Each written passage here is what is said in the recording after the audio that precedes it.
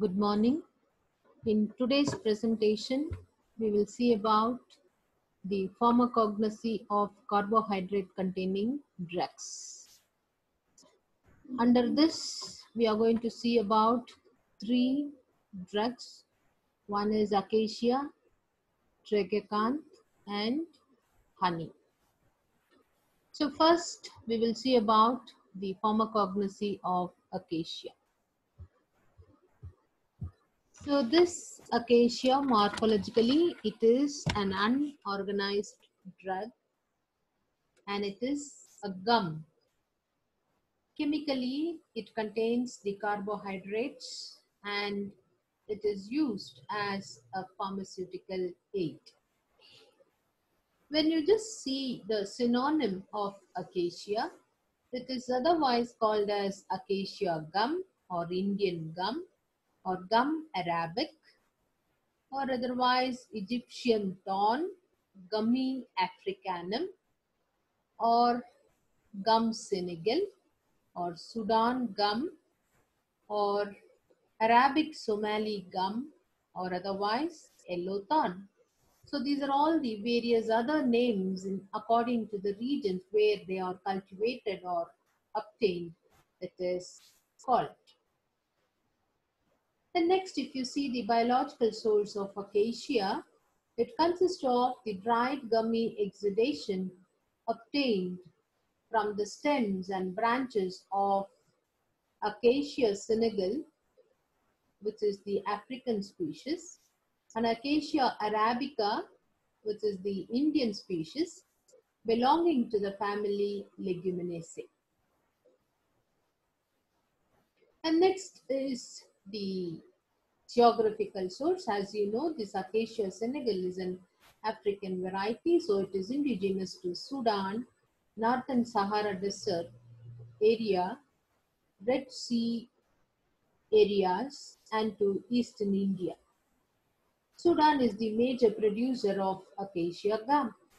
And apart from that, it is also present in the other countries of Africa like Nigeria, Uganda, Kenya, Tanzania, and South Africa. And the next variety, that is Acacia arabica,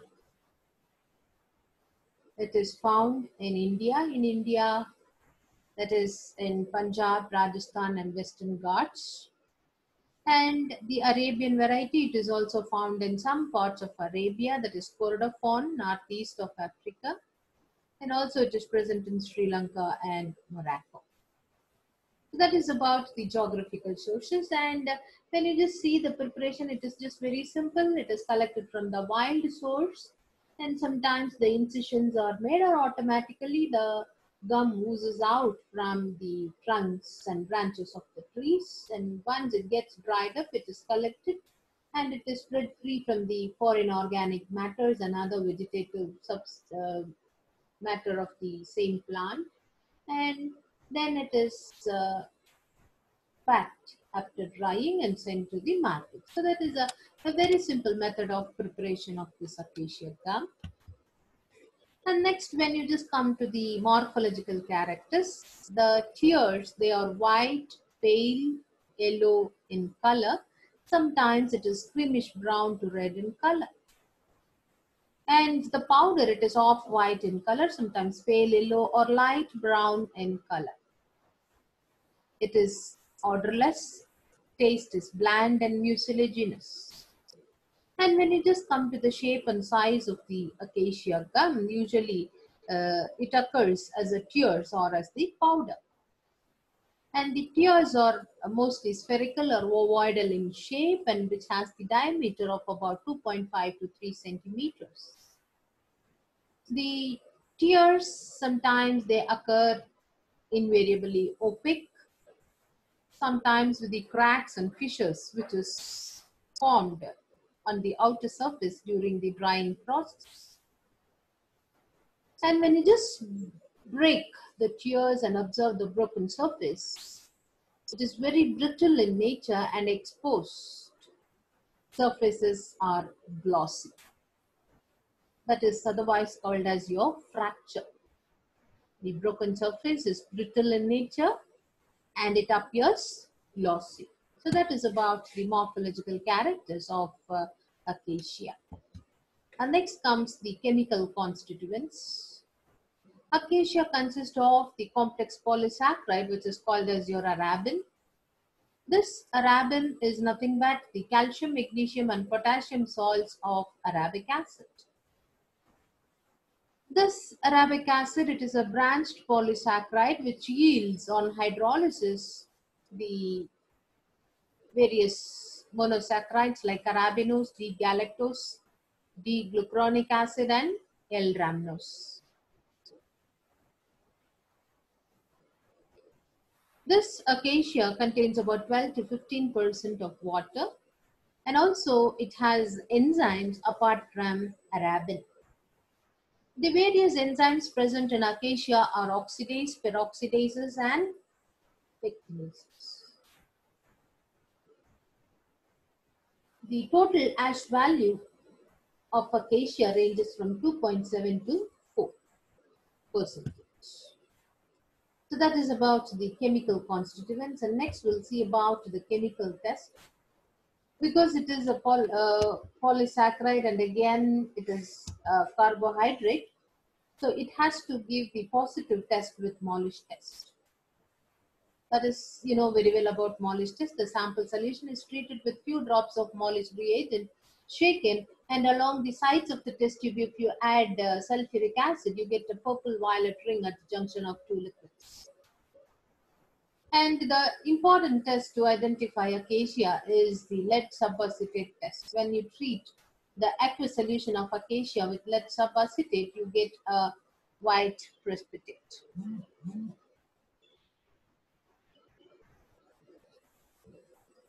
And next one, the test for reducing sugars after hydrolysis. The sample solution is hydrolyzed with dilute hydrochloric acid. After boiling, it gives out the reducing sugar, which gives the positive test with Fellings and Benedict's reagent. The hydrolyzed solution treated with Fellings A and B solution and warmed, you get a orange, yellow or brick red precipitate of cuprous oxide. And the test for enzyme, that is the oxidase enzyme, which is the confirmatory test for acacia. The aqueous solution of acacia is treated with benzidine in alcohol with a few drops of hydrogen peroxide, which gives a distinct blue color.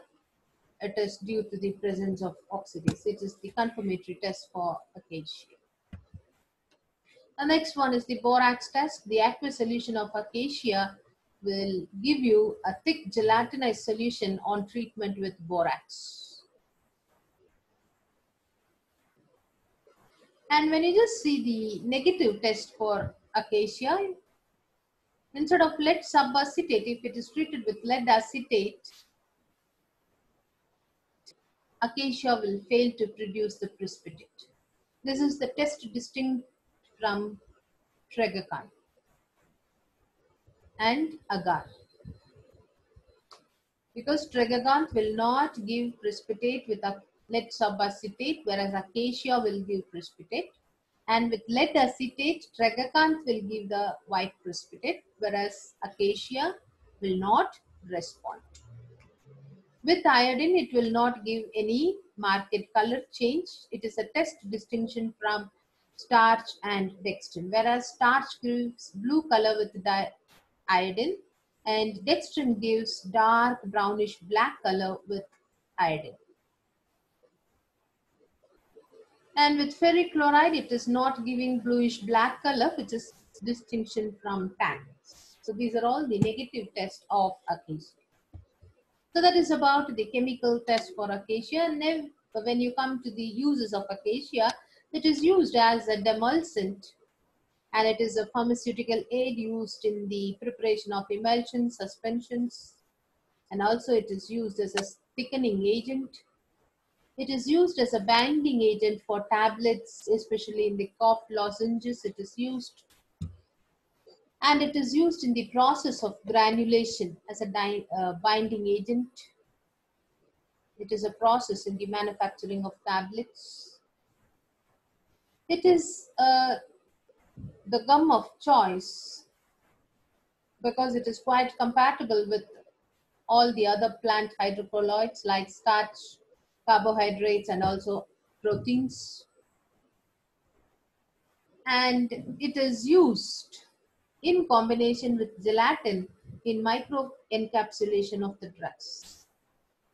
It is used as a colloidal stabilizer. So these are all the pharmaceutical uses of acacia. And apart from that, it is also used in the making of candies and other food industries. And it is also used in the manufacture of adhesives, ink, and as a binding agent in the marbling colors. So that is about the uses of acacia. So this is a table which shows the important points of acacia to remember for the exam point of view. The synonym, gum acacia or gum arabica, biological source. It consists of the, I had given just only the species name, Acacia arabica, that is the Indian species. Family, Leguminosae. Chemical constituent consists of paraben. It is nothing but calcium, magnesium, and potassium salt of arabic acid. And apart from that, the enzyme oxidase and peroxidase. And uses used as a demulcent, emollient, suspending agent, emulsifying agent, binding agent, and stabilizing agent. That is extensively used as the pharmaceutical aid. And then the substitutes, it is substituted and adulterated with Sterculia gum or Gati gum or Tragacanth or dextrin, sometimes with starch, talca gum, etc. So that is about the pharmacognosy of acacia. And next comes Tragacanth. It is also a gum. Morphologically, it is an unorganized drug. Unorganized drug comes under the classification of carbohydrates. It is a gum. Again, it is used as the pharmaceutical aid. Synonym, it is otherwise called as goat's thorn or gum dragon or gum tragacanth or hog gum.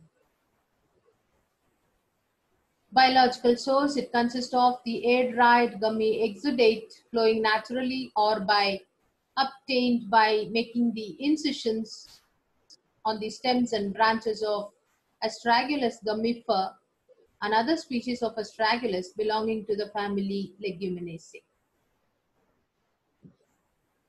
So it is a dried gummy exudate which is flowing naturally or by making the incisions on the stems and branches of Astragalus gummifer belonging to the family Leguminosae. When you just come to the geographical sources of Tragacanth, it is indigenous to Turkey, Syria, Iran, Iraq, and the former USSR. And there are two important varieties of Tragacanth, that is the Persian variety, which is from Iran, and Smirana, an Anatolian variety from Turkey. And in India, it is found in wild source in Koman and Garhwal region. So that is about the geographical source. And next comes the, as usual, the preparation is, if you see in the biological source itself, we have seen that it may be naturally flowing, or sometimes it is made to flow by making incisions on the stem branches of the plant. So as usual, collected from the wild source, that itself is sufficient by making the incisions or the naturally flowing gum. After drying, it is processed the drying, after the drying process, it is removed from the foreign organic matter and the vegetative matter, and it is packed and sent to the market. When you just come to the morphology, it is available as flakes or sometimes as powder. The flakes are white or pale yellowish white in color, and the powder is also somewhat yellowish white in color. It is odorless with mucilaginous bland taste. And the shape and size, it depends upon the form of ribbon or flakes.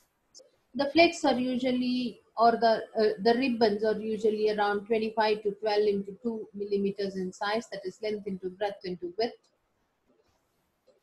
And when you just see the appearance of the gum, it is horny, translucent with transverse and longitudinal ridges. That is due to the shrinkage during the drying process.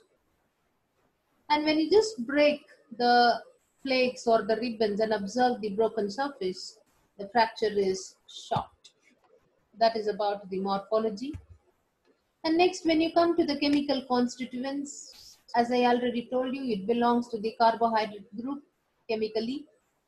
It has two fractions. One is the water-soluble tragacanth portion, and the another fraction is water-insoluble baserin. And the amount of baserin present is around 60 to 70%, and tragacanth is around 30 to 40%.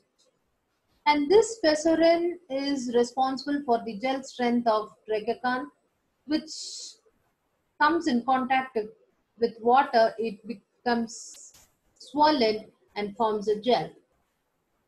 And whereas the Tragacanth forms the instant colloidal solution when it comes in contact with the water, because it is a water-soluble portion. In Tragacanth, there is no methoxyl groups present, whereas in case of baserin, around 5.38% of methoxyl moieties are present. The high gel strength is due to the presence of this methoxyl group, and it is making the baserin insoluble in water. This tragacanth composed of sugars and uronic acid, which on hydrolysis gives the same, the galactose, xylose, galactronic acid, and arabinose. So that is about the chemical nature of your tragacanth. And when you just come to the chemical test, being a carbohydrate, it gives positive test with Molish test. And the test after reduction, the sample should be warmed with the dilute hydrochloric or sulfuric acid. And the hydrolyzed portion is divided into 3 parts. To 1 part, it is treated with fillings reagents and warmed. You get an yellowish orange precipitate. And to the second portion, add Benedict's reagent and warm. You get a brick red precipitate. And with barium chloride, it is not going to give you white precipitate because it is a gum. It is not a mucilage. That we have seen when we have studied about our agar. Mucilages are nothing but they are the sulfuric acid esters of the polyuronic acid or polyuronides. But here they are the salts of the polyuronides. And the particles do not acquire red or pink color with ruthenium red solution. It is also a distinction from mucilage. And when this tragacanth, when it is treated with your ferric chloride solution, it produces a deep yellow precipitate. And it gives a heavy white precipitate with lead acetate, which is the confirmatory test for tragacanth. And this tragacanth, when it is treated with the copper oxide solution and dissolved in ammonium hydroxide, will give you a precipitate. That is about the chemical test for tragacanth. Uses: it is used as a demulcent in cough and cold preparations. It is also used to manage diarrhea, and also it is used as an emollient in the preparation of cosmetics. As a pharmaceutical aid, it is used as a thickening agent, suspending agent, and emulsifying agent. Along with acacia, it is used as a suspending agent because of its increased viscosity. The mucilage of tragacanth is also used as a binding agent in tablets and also as an excipient in the pills. And the tragacanth powder is used as an adhesive. It is also used in the preparations of lotion and also in spermicidal jellies. And it is also used as the stabilizer in the food industries, especially in the preparation of ice creams, the percentage of 0.2 to 0.3%. And also it is used in the preparation of sauce as stabilizers. So that is about the uses of Tragacanth.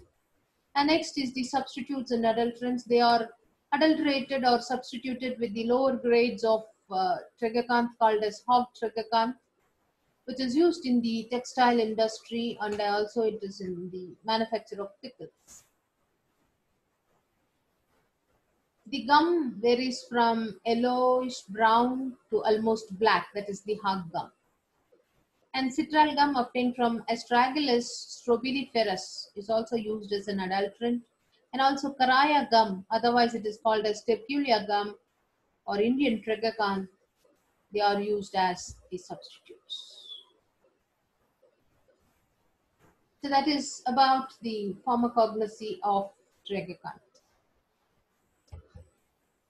So here again I have shown the table for your easy remembrance with the synonym gum Tragacanth or Tragacantha.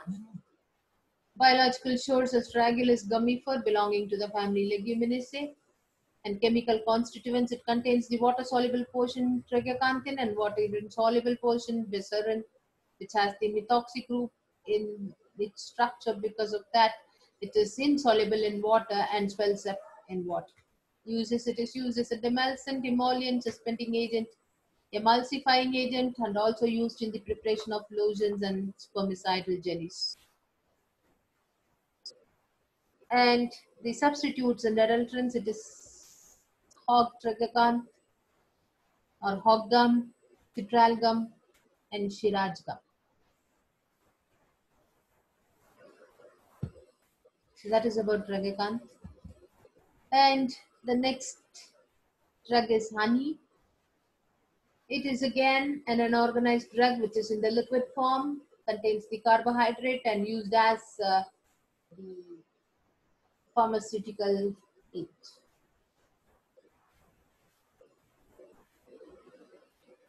Synonym, it is otherwise called as madhu, mel, or purified honey. Biological source, honey is a viscid and sweety sugary secretion stored in the honeycomb of the various hive bees, such as Apis mellifera, Apis dorsata, and Apis florea or Apis indica belonging to the family Apidae, order Hymenoptera. And geographical source, it is mainly obtained from Africa, India, Jamaica, Australia, California, Chile, Great Britain, and New Zealand. And when you just come to the collection and preparation of honey, the nectar of the flowers, it contains a watery solution which contains about 25% of sucrose in 75% of water. That is called as your nectar. And this nectar is collected by the worker bees. And these worker bees, in its mouth, they have a hollow tube-like structure which is called as proboscis, and they suck this nectar from the flowers and deposits this nectar in the honey sac, which is located in the abdomen of the honey bees.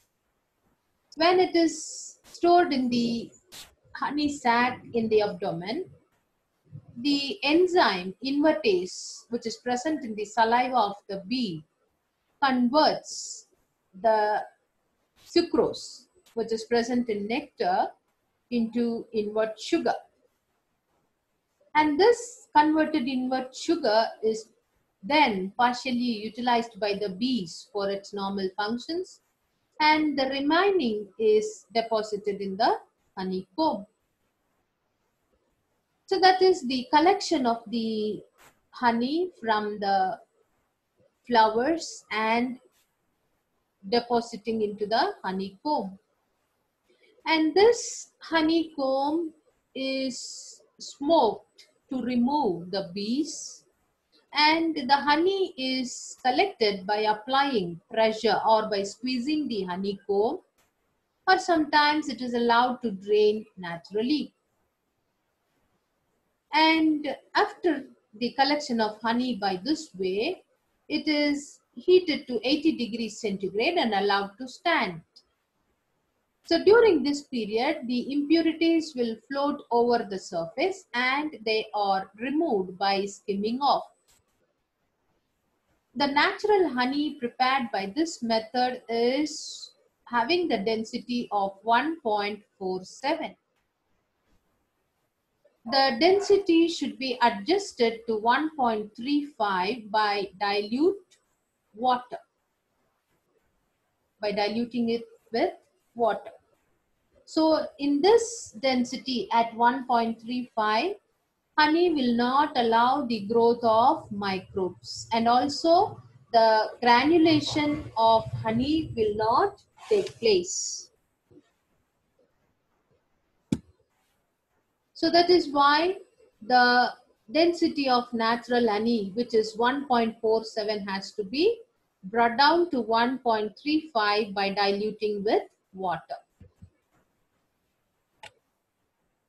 Many a times the honey is also extracted from the comb by centrifugation. Once the smoking is over, the honeycomb is broken down into smaller pieces and subjected to centrifugation. And after that, it must be made free from the foreign substances by filtration. And when you just keep the honey as such, it will be liable for fermentation. So that's why it has to be processed by heating at 80 degrees centigrade before sending it to the market, and also the density to be adjusted. And once the heating is over, the honey should be cooled rapidly, or otherwise during storage the color of the honey becomes dark. And as I already told you, if it is necessary, soon after heating, it should be filtered through a wet cloth or by using a funnel. So that is about the preparation of honey. And next one is the morphological characters. It is a liquid which is pale yellow to reddish brown in a color, with the pleasant odor and characteristic. It is sweet and slightly acrid in nature. The acrid taste is due to the presence of acetic acid or succinic acid, uh, which is present in the saliva of the bees. And the taste and odor usually depends upon the surrounding from where the nectar is collected, and also the type of flowers. On prolonged storage, it becomes opaque and granular due to the crystallization of dextrose, which is called as granulated honey.